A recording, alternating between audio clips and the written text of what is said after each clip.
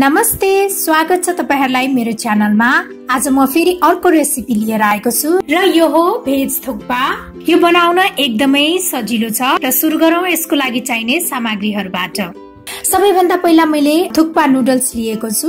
यो चाहिँ मैले बोइल्ड नुडल्सलाई चिसो पानीमा डुबाएर राखेको छु।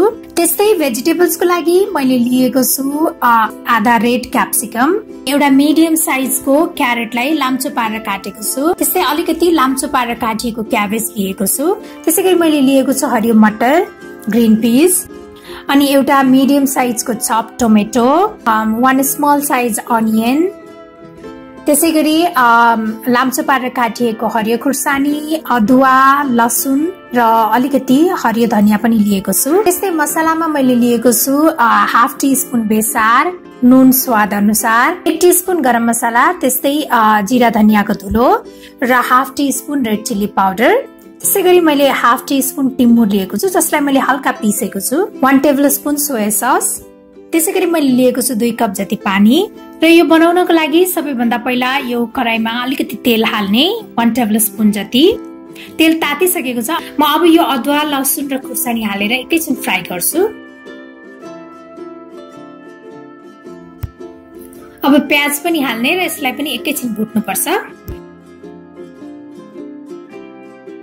त्यसपछि यो क्यारेट, क्याबेज र क्याप्सिकमलाई हालेर 1 मिनेट जति भुट्नु पर्छ।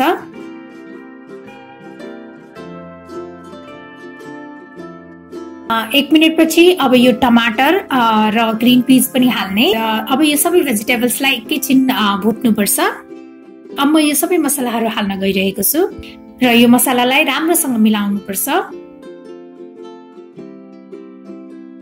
अब यो सबै भेजिटेबल्सलाई मधुरो आँचमा 3 मिनेटसम्म पकाउनु पर्छ।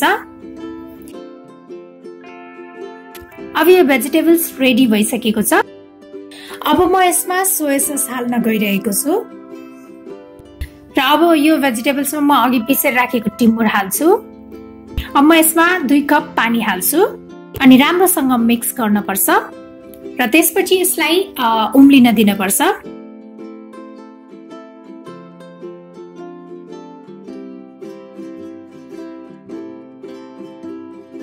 अब यो राम्रोसँग उम्लिसकेको छ र अब यसमा म अघि चिसो पानीमा डुबाएर राखेको थुक्पा नुडल्स हाल्न गइरहेको छु। यसलाई एकछिन राम्रोसँग चलाउने। त्यसपछि अब म हरियो धनिया हाल्छु। हरियो धनिया हालेर एकैछिन चलाइसकेपछि अब यो हाम्रो थुक्पा चाहिँ खानको लागि रेडी भइसकेको छ।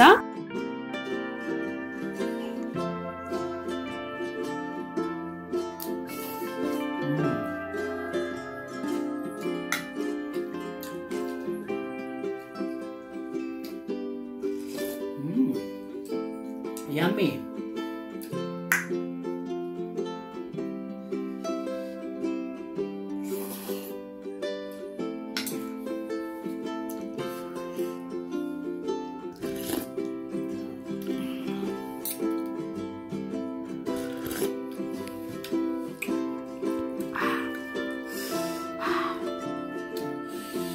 Wow.